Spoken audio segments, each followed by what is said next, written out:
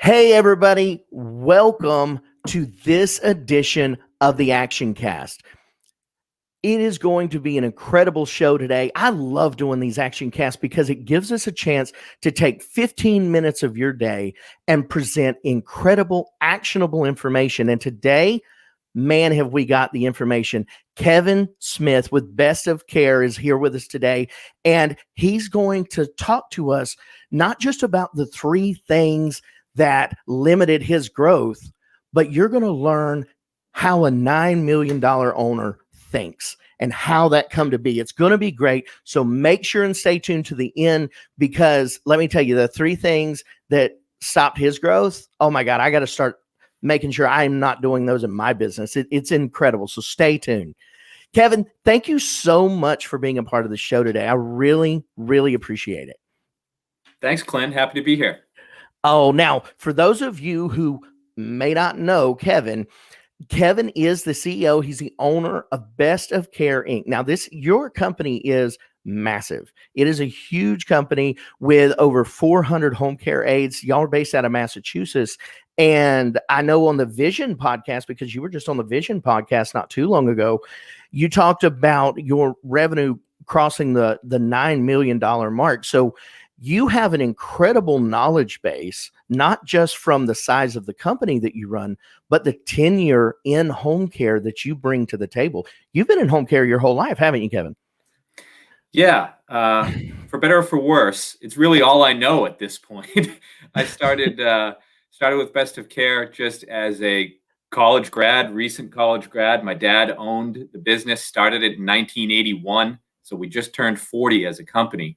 And I took a flyer. I didn't have a job. It was 2007. So like most of us back then, economy was not great. Didn't know what I was going to do. And I took a chance. I did everything you could possibly do at this company, including working out in the field as needed. And here I am today, sitting with you. It's incredible, an incredible journey. And remember, everybody, if you're just joining us, we're here with Kevin Smith, owner and CEO of Best of Care out of Massachusetts, an incredible company, great reach. And this is a live show. We're here to help you, give you some actionable information. So make sure you go to StreamYard.com/Facebook, authorize your Facebook account so we can see all the great comments that you're putting in, because I mean, we have people coming in from Woodbury, New Jersey, from South Carolina. Let us know who you are and put your questions in the comment as we go along. We'll try and get to them as best we can, because we have an action-packed show today. And to start off with, this is something that you and I talked about earlier, and it really was incredible to me, because when we talk about that master operator mindset, and which is something that I teach a lot with our action leaders and my master operators group, is understanding how to think like a master operator. And with a master operator, what that means to me is that we're not thinking one-dimensionally or even two-dimensionally. We understand that everything works together. So when I start something over here, it needs to work in conjunction with what my business is doing as a whole. And that brings us right into the first question that we're going to tackle today. And that is, what is one thing that if you had started doing much earlier would have had just as meaningful of impact on your agency as it does now that it's a multi-million-dollar agency? Well, there's a lot to say, so I'll try to keep it brief, because I know that this is, sort of a time-constrained event today. It's tough on me too. Yeah. So one of the things that I wish that I had done more of and done a better job of early on is just embracing change, acknowledging that change was going to be part of this company and part of this industry every single day. And that I would have told myself, don't cling to partnerships and people out of this, either whether it's an inherited sense of loyalty, it's a relationship that you took on when you took over somebody else's business, or you came into a relationship. Don't waste too much time on something that isn't going to yield the results that you're looking for. Mm-hmm. And I have had untold numbers of just sort of misplaced loyalties, whether it's to, I'm talking admin, staff people, caregivers, where, you think that you're doing the right thing, but you're letting sort of that over personalization of this business, because this is such a human touch business, that over personalization sort of get in the way of accomplishing what's next. And for a lot of people starting out or really in growth mode, having the right people is critical. And if you're not going to get that buy-in from the people who want to go along for the ride with you, don't be afraid to make the change now. Yeah, though, that's fantastic advice. Like, and as you talk about it, it's something that like I wish I would have started doing earlier in our agency. And of course, Best of Care has been around for 40 years, right? So I can only, it's incredible when you hear it put into practice. And that's the big thing, because you're alluding to something that we talked about a little bit earlier in kind of the pre-show setup, where we were talking about the emotionalism that is within home care. And this is something that I talk to our master operators about a lot, because as you reach and start growing, and you talk about people being in growth is an exciting moment, whether you're growing from 100,000 to 500,000 or from 3 million to 5 million, whatever that range is, growth is exciting. It's fun. Your team's excited about it.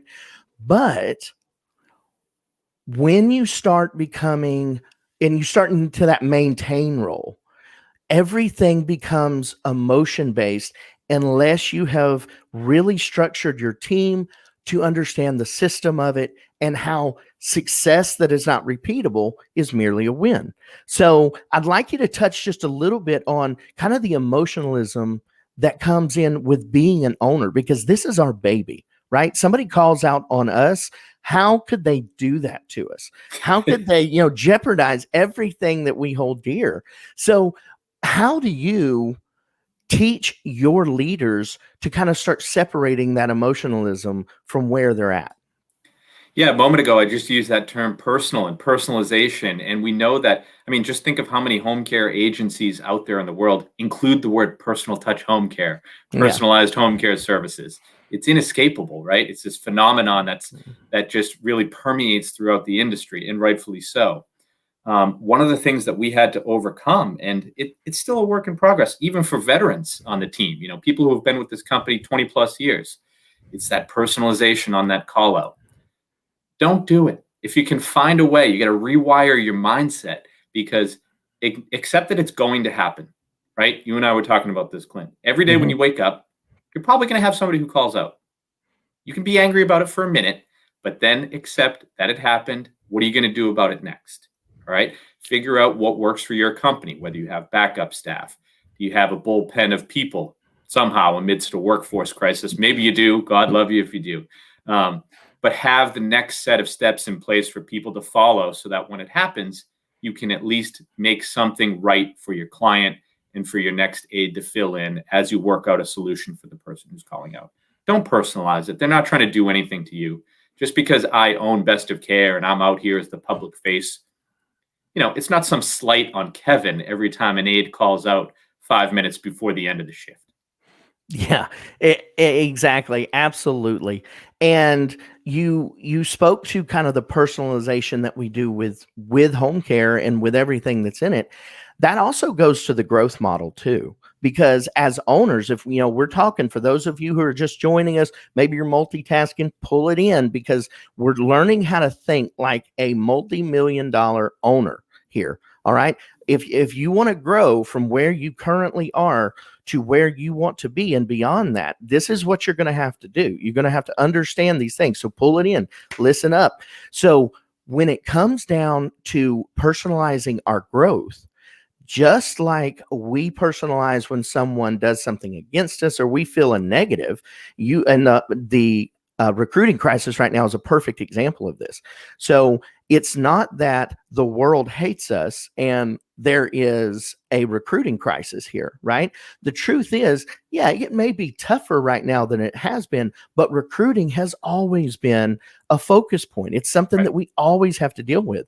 So instead of looking at what we don't have, focus on the end results. What are we getting? If we're looking at, gaining new care providers and establishing that consistent care, then what's the best way to do that? And I can promise you right now, it's internal. Your care providers that are currently active working for you right now, those dependable elements in your business, those end results that you're wanting are going to come through those type of avenues by finding those things that are currently producing for you and understanding, just like we were talking about earlier, that master operator mindset. How can I get what is current right now to start turning what is inconsistent in my business? Right. And I think what you're getting at is potential, because we all have potential. I'm obsessed with it. I'm somebody who's always looking at the next thing. I will admit that I'm guilty of doing that. I should focus inward perhaps more. I'm talking to the master of master operators with you, Clint. You love rolling up the sleeves and looking under the microscope. That's not necessarily my cup of tea. I'm always looking out there across the horizons. And what you're getting at with that, consideration of what's going on internally at your company, as people on this,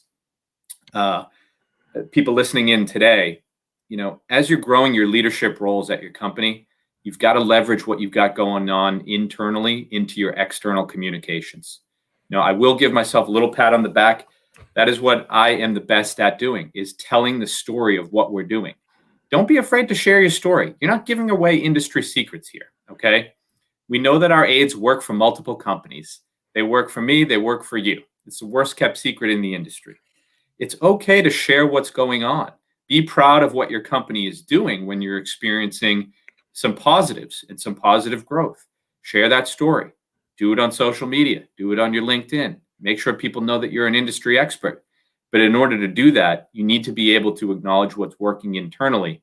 And more importantly, you need to tell the same story, so that whatever's going on internally at your company, you want to make sure your leadership team, your key people, know that you're out there telling people that story externally. And I'll give you a quick example. So one of the things that we've been focusing on significantly over the past 18, 24 months is expanding some of our partnerships with assisted living communities. We see a ton of opportunity to deliver care on their behalf and sort of make ourselves a true consulting resource for them. Well, when my coordinators start getting referrals in these places and they don't understand why, and I'm out here pumping up the story of what we're doing and how we're going to do it, those two things are meeting head on, all right? The ideas are not meshing together. So take whatever you're talking about externally, marry it to all of your internal processes and communications with your team. That's how you're going to figure out who's along for the ride with you. The people who get it, the people who understand where you're trying to bring them, or drag them in some cases, some days, those are the people that you can identify as the ones that you want to stick around, and probably who are going to help you get to where you want to be. Oh, I love that. I hope y'all were listening to that, because that was like school right there. All right. So when it really was, it was so good, because what it tells us is that all of this passion that we have, there's a purpose to it. But we have to make sure that our business understands what the purpose to that passion is. And if the person answering the phone doesn't answer it the way that you present it when you're out and about, there's a disconnection there. So, man, thank you for that. That's fantastic. And it shows why your business has grown like it has, because you understand that marriage between who you are and who your business needs to be. So that now that we kind of covered that mindset portion, let's start looking a little bit internal into who we are. So one of the questions that I asked you that I was really knocked away by some of your answers was, what are your top 3 actions that limited your growth early on, and how can we avoid them? And I love your answers to this that you were talking to me about. And we've had so much engagement on this question when I put it out there and was talking to everybody. And I mean, and thank you for the great nuggets. Absolutely. There's so many being dropped throughout the show. Like, it's fantastic. So let me ask, I'll pose it to you for everybody here. What are your top 3 actions that limited your growth early on? And how can we avoid them in our own agency? So mine are purely philosophical. All right. Because I can give everybody, super in the weeds type stuff. If that's what you want, I'm willing to get in the weeds with you. But everybody's company is different. So some little action from a micromanagement standpoint, might not help everybody. So here are mine. Okay. Again, I'm getting philosophical. So buckle up, gang. Self-doubt. Okay. Here I am spewing and yakking on with you, Clint. I probably seem like, I've got that right dash of overconfidence to talk about anything to anybody, which I do. But it took me a long time to get there. It took me a long time to feel comfortable. I started in this industry at age 22, surrounded by people who were mostly 30 to 40 years older than me, who really had no patience for some young guy just coming in. Didn't help that I was the boss's kid either. All right. So it took me a long while to A, prove myself, and B, actually feel like I proved myself to others, there's a distinction there. It's one thing to feel like you're doing it and another to actually see that, it seems to be working. So I really had to learn to trust myself. It's okay that I wasn't going to please everybody. Every client that I went out and met wasn't going to pick me.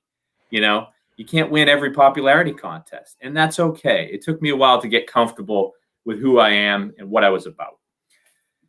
Item 2 was delegation. It's a cliche, everybody knows that it's hard to delegate. It took me forever because as we were growing this company and really starting to achieve some growth, I felt like I could not let go. And, really all it took for me was taking a chance on the right people. It wasn't about the stupid little task that I couldn't let go of. It was about the trust that I had in the person that I was giving the stupid little task to. And so find that right mix of people to delegate to. For us, I don't claim it's the same for everybody. We have done a ton of promotion from within. So people who have grown up as my contemporaries and peers with me at this company are now part of my senior leadership team.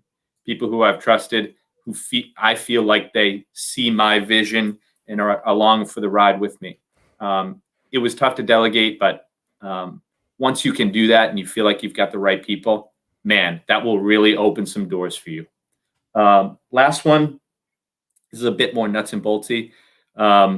Infrastructural foundations. What I mean specifically by that, all the stuff that nobody wants to talk about because you want to go out and start blowing up your top line revenue. You want to be generating all sorts of new clients and leads, but policies, procedures, handbooks, orientation materials, ongoing education, compliance. We got out a bit over our skis. I'll be honest with you, in terms of growth mindset, some acquisitions earlier on in my career. Those quick bursts of growth made us realize we got to go back and check out the foundation of this thing. Because if we're going to keep layering revenue on top of this team, we need to be able to have some repeatable policies, some easy to look at processes that can be replicated by a team and then also in new locations, because we started springing up these new little satellite offices throughout the state. Yes, you need to find somebody you can trust out there to do the work, but you've also got to give them something that they can use as a guidebook so that they can project your message, train new employees, and operate in the way that you want your company to operate. So I'll pause there. Yeah. So the last one is something that I absolutely love. And it's the one that surprised me the most when you listed it out, because you don't hear a lot of people talk on it. And it's one of the early things that in our master operators program that we really delve into, understanding that consistency that's needed in that, as you call it, infrastructural foundation.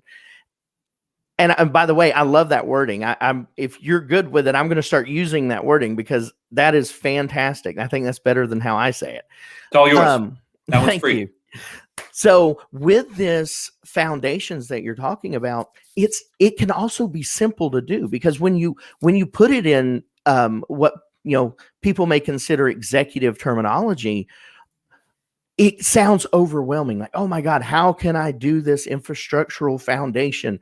But to give you an example of how we did it early in our agency, we needed a training. We needed training in our agency when I took over and started doing this, because training wasn't consistent. And let me know in the comments, do you feel like training in your agency is consistent right now? When people come in, are they being trained the same way? Let me know in the comments. Do you think it is? If it's not, let me know in the comments. Do you want to know how? Because I'm going to tell you. All right. Here's how you do it. Get your top best care providers that you have. For 2 weeks, ask them to write down every single thing they do on their shift. Say hello, wash their hands. It doesn't matter what it is. Write it down. Just put a little jot so they can remember, and then give it to you after 2 weeks. Guess what you just did in those 2 weeks? And you didn't even do it. Your team did it. You just built your training manual right there, period. In 2 weeks, your best care providers that you want to replicate what they do just gave you step by step what you need for your training manual. Who wouldn't want a training manual in 2 weeks? Like, it's so fantastic. When we did that, it instantly changed not only our training, but our recruiting, because now when we interviewed people, we were excited to tell them about all this training that we were going to do, because we felt like for the first time, we actually had something to back it up with. And, so it goes back to your top two, the self-doubt.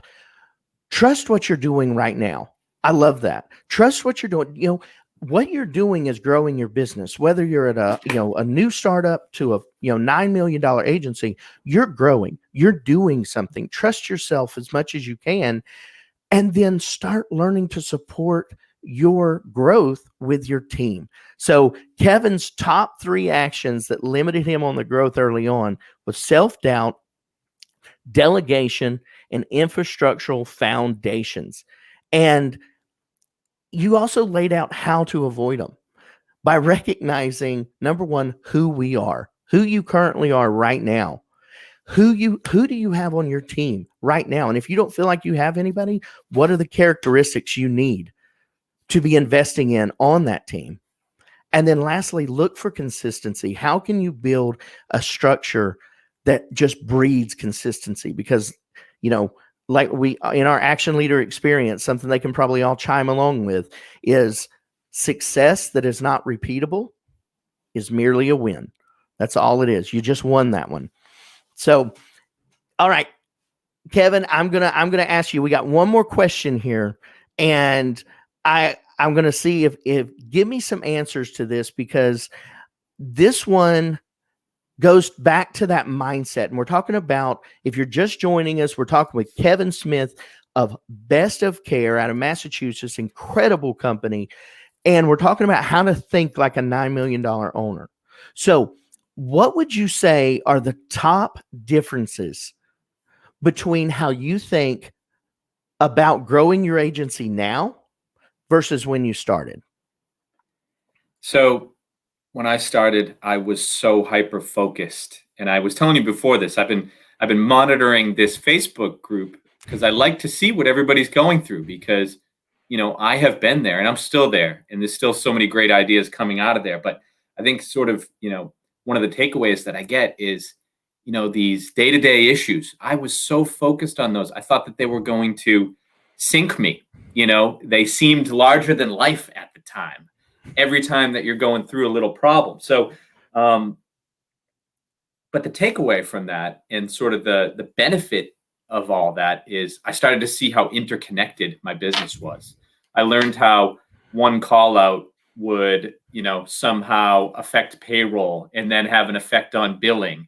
And then if you project that out, what it's going to do to your revenue, and then what it's going to do to your P&L. And so it took me a while to put all those, jigsaw puzzle pieces together. But when I did, I was able to kind of step back a little bit and say, okay, I now see how this works a little bit. So I took kind of that granular microscopic view that I was locked into and somehow projected it, to kind of a big picture mindset for myself. It took me many years to do that. I don't want to say that it didn't. But what it did allow me to do was create some specific departments, some specific roles, give people super defined jobs. When you're a little company and you've only got 3 people, everybody's doing everything. When you take that next step and you need a little more help, give people super specific roles. Yeah, they can grow and expand on them. But if everybody knows exactly what's expected of them, there's less confusion, there's less chaos. It took me a while to do that. The other thing I was obsessed with back then was micromanaging every little referral source that I had. I didn't talk to them today. I missed this calendar event to do this weekly check-in. Again, it feels larger than life. You don't have to sweat that. Keep going. Find more. One of the things that I have sort of found, and I'll give myself sort of credit for, seeing the light on this personally, was I acknowledged that, I had to diversify my revenue. I couldn't be locked into one stream, one source. And so, that helped me, to find new opportunities, open my eyes to other areas where I could search out business. But meanwhile, I was growing that team underneath me to keep things moving. Lastly, again, we talked about this at the beginning, and maybe it's kind of a fitting summary for the cast today, is identifying what works for you. Figure out what you're good at. Be honest with yourself. If you're not great at something, who cares? That might not sink the ship. What are you good at? Is it telling the story of your company? If you're not comfortable with that, find somebody at your company who is. Use your website to do it. You don't have to be like me and you sitting in front of a mic with headphones on telling the stories all day. That's what I like to do. That's what I found my voice. That's how I found my voice to sort of promote my business and grow it. Whatever it is, whatever that little gold star that you possess is that is best for you and your company, find the best way to leverage it. And in order to do that, you might need some other good people around you to do that. Don't be afraid to take chances on those people so that you can keep doing what you do best. And I hope that doesn't sound too cliche, but for me, that is honestly what it has taken. For me, it's meeting with people, it's exploring partnerships, and it's talking and listening. And in order to free the time up to do those things, because they're very time consuming, I had to have the right people. So I found what worked for me and built our success around that. Yes, you did. You have indeed built success and such great wisdom. Figure out what you're good at, build on that by supporting yourself and your company with incredible people. I love it. It is, man, that needs to be a banner somewhere. It's fantastic. So thank you so much, Kevin. Thank you, everybody, for joining us out there in the Home Care Ops Nation. I really, really appreciate it. And absolutely, thank you for being so candid. You've been so transparent today. Really, really showed us that growth is about the team and our own personal development, not just about the development of our business. So thank you, Kevin. Make sure to check Kevin out on Home Care Operators community out there. Tag him in a post, say hello to him. Kevin, what's the best way to interact with you, to engage with you, and maybe to see some of the great things that you're helping other people do? Sure. Miriam, I see you on here. Shout out Miriam, Home Care Pulse. I'm on LinkedIn. I kind of live on there. That's my preferred platform. I had to dip my toe back into the Facebook world when I found Home Care Ops. Follow me on LinkedIn. I'm always reacting to things. I'd like to consider myself something of a little thought leader. out there. And I love sharing my opinions, my predictions, my projections, and telling the story of my company on there. That's a good way to find me. Otherwise, you'll see me snooping around, leaving comments now in the home care ops thread, and sharing my thoughts there. So I'm easy to find. All right. Well, that's wonderful. Go check him out on LinkedIn. Make sure if you're not a part of the home care operators community on Facebook, make sure to go join. It's incredible. We have almost 2,700 agency owners right now, and it really is an amazing opportunity to learn, grow, and be supported by an industry. So check us out there. Thank you for joining us today. I'm Clinton Nobles. Kevin, thank you so much. Remember, everybody, keep taking action.